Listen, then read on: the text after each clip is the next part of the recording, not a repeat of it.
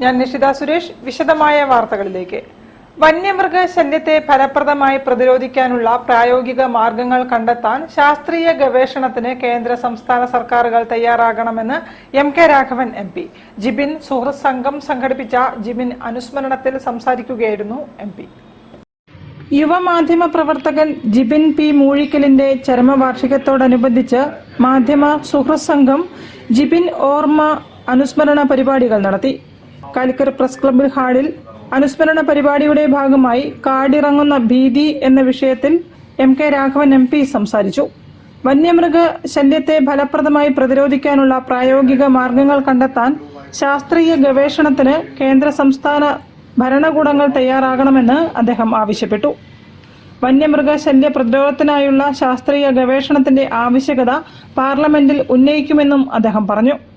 ഒരു കാലഘട്ടത്തിൽ നിങ്ങൾക്ക് എല്ലാവർക്കും അറിയാം, മലയോരത്തെ കർഷകർ നിരന്തരമായ പ്രക്ഷോഭത്തിലായിരുന്നു.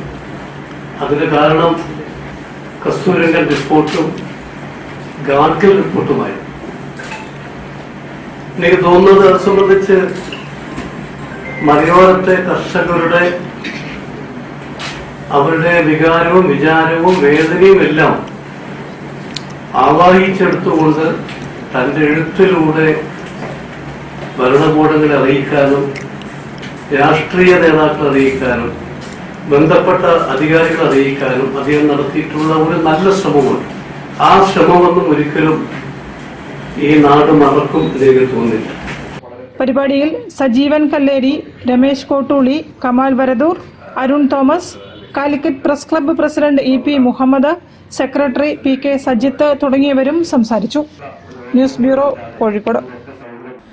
നിർമ്മാണ മേഖലയിലെ അവശ്യ വസ്തുക്കളായ ക്വാറി, ക്രഷർ ഉൽപ്പന്നങ്ങൾക്ക് അമിതമായി